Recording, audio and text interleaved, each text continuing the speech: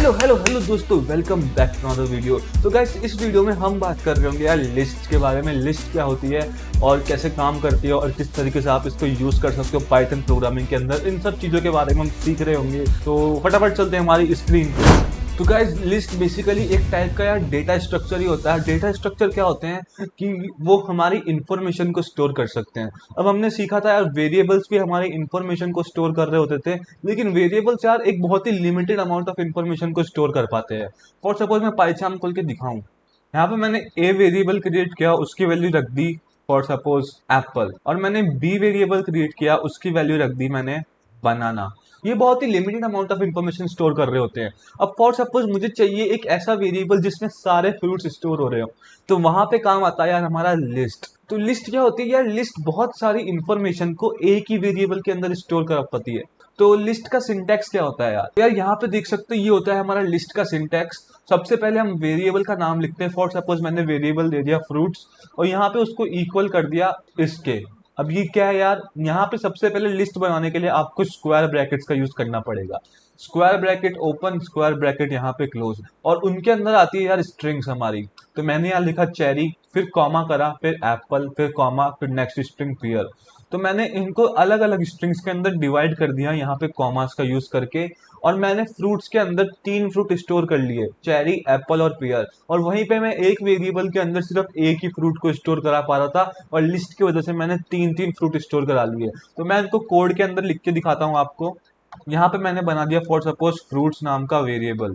Fruits नाम का variable बना दिया मैंने, और यहाँ पे मैंने यूज किया ओपन ब्रैकेट क्लोज ब्रैकेट, और उसके अंदर मैं लिखता हूँ एप्पल, कॉमा, बनाना, कॉमा, तरबूज, कॉमा, फ्रूट्स के नाम क्या होते हैं? वाटरमेलन, कॉमा, संतरा। और अगर मैं यार इन फ्रूट्स को प्रिंट कराता हूँ, प्रिंट फ्रूट्स, तो यहाँ पे हमारी देखो पूरी की पूरी लिस्ट प्रिंट हो रही होगी। यहाँ पे एप्पल, बनाना, तरबूज, वाटरमेलन, संतरे। और अगर फॉर सपोज यार मुझे फ्रूट्स पे सिर्फ एक ही चीज प्रिंट करानी है, मैं नहीं चाहता कि ये पूरी की पूरी लिस्ट प्रिंट हो। मैं चाहता हूँ कि यार मुझे सिर्फ तरबूज प्रिंट कराना है। तो मैं क्या करूंगा यार, इस फ्रूट्स के अंदर यहाँ जब मैंने इस वेरिएबल फ्रूट को प्रिंट कराया, तो मैं इसके अंदर वापस से स्क्वायर ब्रैकेट्स का यूज करूंगा, और मैं इसके अंदर लिख दूंगा 2। जब मैं इसको प्रिंट कराता हूँ यार, तो यहाँ देख सकते हो ये तरबूज प्रिंट हो रहा है। लेकिन आखिर ये हो कैसे रहा है यार?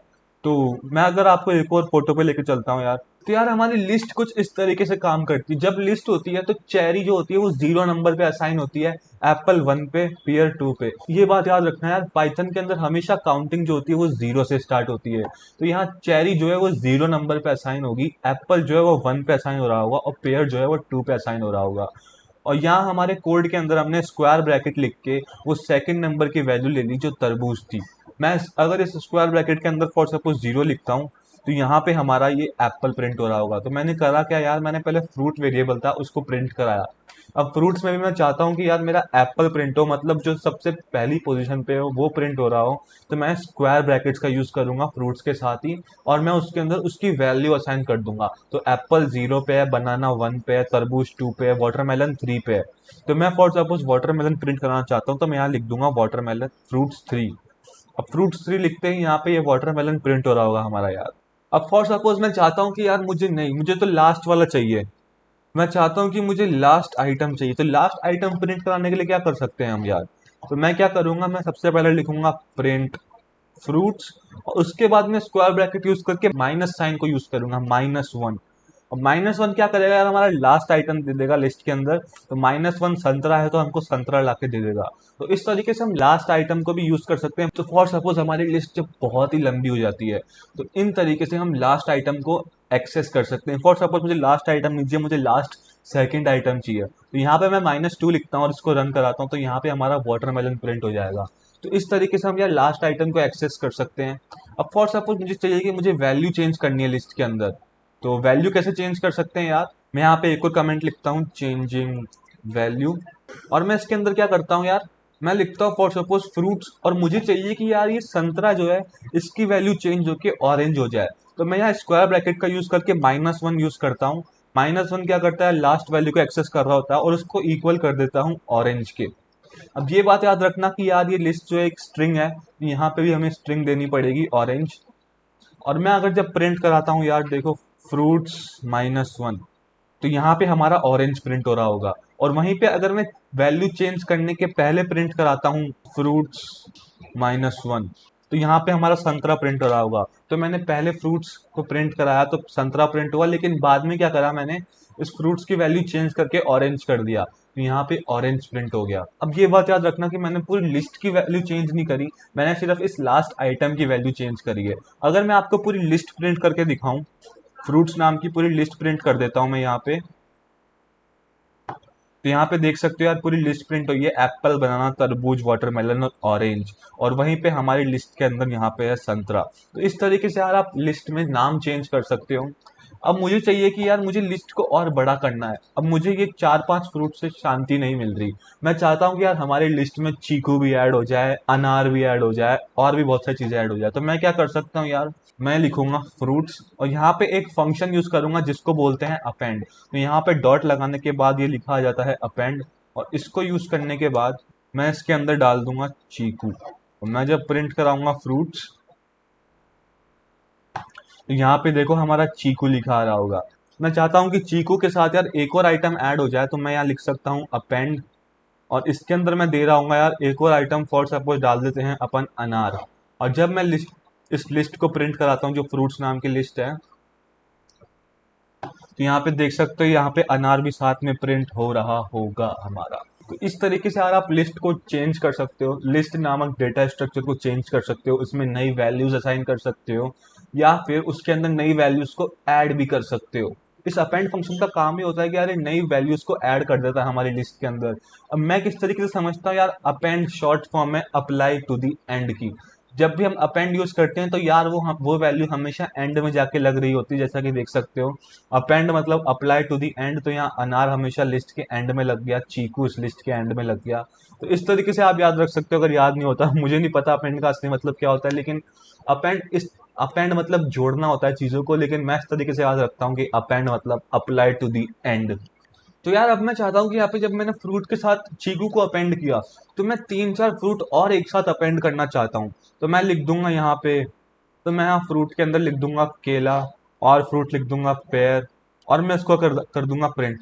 यहाँ पे देख सकते हैं यार एरर आ गई। तो ये एरर क्या कहती है, list dot append takes exactly 1 argument. मतलब कि यहाँ पे सिर्फ हम एक ही आर्ग्यूमेंट दे सकते हैं इस अपेंड के अंदर, जो कि चीकू है। हमने 3-3 आर्ग्यूमेंट दे दिए यार। तो अपेंड फंक्शन हमेशा सिर्फ एक ही स्ट्रिंग को ले रहा होगा, 3-3 स्ट्रिंग को नहीं ले सकता, 3 छोड़ो 2 स्ट्रिंग को भी नहीं ले पाएगा ये। तो उसके लिए यार हमने एक और फंक्शन यूज करेंगे हम। तो अगर हमें बहुत सारे फ्रूट्स को हमारी लिस्ट के अंदर ऐड करना है, तो हम यूज कर सकते हैं एक और फंक्शन जिसका नाम है एक्सटेंड। एक्सटेंड क्या करेगा, हमारी फ्रूट्स की लिस्ट को एक्सटेंड कर देगा एज ए नेम सजेस्ट। तो मैं यहाँ लिख दूंगा यार केला, यहाँ लिख देता हूँ मैं और कौन से फ्रूट होते हैं, मतलब पेयर, और लिख देता हूँ यहाँ पाइन एप्पल।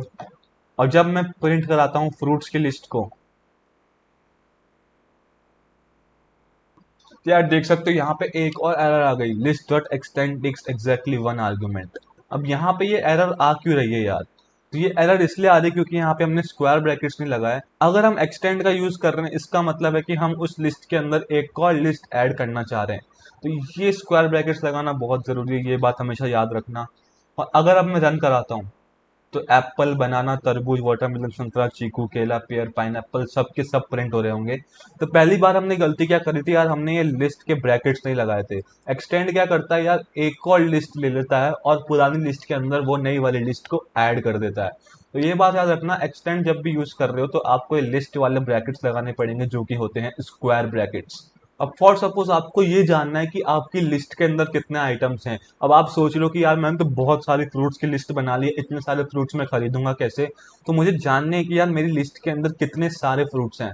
तो मैं क्या कर सकता हूँ, मैं यूज कर सकता हूँ लेन फंक्शन का। मैंने पहले भी बताया था लेन फंक्शन क्या होता है, वो हमें किसी भी स्ट्रिंग की लेंथ दे रहा होता है या किसी भी वेरिएबल की लेंथ दे देता है। तो मैं लेन यूज करता हूँ, और लेन के अंदर इन पेरेंथेसिस में मैं लिख देता हूँ फ्रूट्स। जैसे मैंने फ्रूट्स लिख दिया यार, तो इसके अंदर ये प्रिंट हो गया 9। इसका मतलब है कि हमारी फ्रूट्स नाम की लिस्ट के अंदर 9 आइटम्स हैं। तो यार दोस्तों, ये इस तरीके से लिस्ट काम करती है। और इस तरीके से हम चीज़ों को उसके अंदर ऐड कर सकते हैं, हमारी लिस्ट को एक्सटेंड कर सकते हैं। और इस लेंथ फंक्शन के थ्रू हम हमारी लिस्ट की लेंथ भी चेक कर सकते हैं। और यहाँ पे मैंने सिखाया कि लिस्ट की वैल्यू कैसे चेंज कर सकते हो आप, और किस तरीके से आप उसकी लास्ट वैल्यूज को एक्सेस कर सकते हो। अगर आपको लिस्ट के बारे में और ज़्यादा सीखना है तो मैं यहाँ लिख सकता हूँ लिस्ट मेथड इन पाइथन, और यहाँ पे जाके आप कोई सी भी वेबसाइट पे जा सकते हो और पढ़ सकते हो। मैं चलाता हूँ गीक्स फॉर गीक्स पे, तो यहाँ पे हमारे यहाँ लिस्ट के बहुत सारे मेथड आ जाएंगे, कौन कौन से मेथड्स होते हैं। हमने यार अभी यहाँ पे अपेंड का यूज़ कर लिया और एक्सटेंड का यूज़ कर लिया। अब आप बहुत सारे मेथड्स को यूज़ कर सकते हो। कॉपी होता है, क्लियर होता है। क्लियर मेथड क्या करता है, बेसिकली सारे आइटम्स को क्लियर कर देता है हमारी लिस्ट से। रिमूव आइटम क्या करता है, एक पर्टिकुलर ऑब्जेक्ट को रिमूव कर देगा। फॉर सपोज मुझे संतरा चाहिए ही नहीं मेरी लिस्ट में, तो ये रिमूव हमारे संतरे को रिमूव कर रहा होगा। इस तरीके से यार आप गीक्स फॉर गीक्स पे जाके इन फंक्शंस के बारे में और ज़्यादा पढ़ सकते हो। यार मैं अभी क्या करता हूँ, मैं क्लियर मेथड और यूज़ करके बताता हूँ कि क्लियर मेथड किस तरीके से काम करता है। तो मैं क्या करता हूँ, फ्रूट्स लिखता हूँ, डॉट क्लियर कर देता हूँ उसको। और क्लियर करते ही अगर मैं प्रिंट करूँगा फ्रूट्स छोड़ो, मैं अगर फ्रूट्स की लेंथ चेक कर देता हूँ यहाँ पे लेंथ फ्रूट्स, तो यहाँ पे 0 प्रिंट हो रहा होगा। देख सकते हो पहले हमारी जो फ्रूट की लेंथ थी वो 9 थी, और जब मैंने क्लियर फंक्शन को यूज़ किया या क्लियर मेथड को यूज़ किया तो यहाँ पे हमारी जो है 0 हो गई। तो जो भी चीज़ें डॉट लगाने के बाद यूज़ होती है वो मेथड होती है, और ऐसे जो नॉर्मली यूज़ करते हैं वो फंक्शन होते हैं। तो अभी बेसिकली आप इतना ही समझ सकते हो। इन चीज़ों के बारे में और डेप्थ में हम ऊप्स के अंदर समझ रहे होंगे। अगर आपको लिस्ट और डेटा स्ट्रक्चर के बारे में कुछ भी समझ आ रहा हो तो वीडियो को लाइक कर सकते हो, चैनल को सब्सक्राइब कर सकते हो। मिलते हैं नेक्स्ट वीडियो में। साइनिंग ऑफ, लक्ष्य गाइस।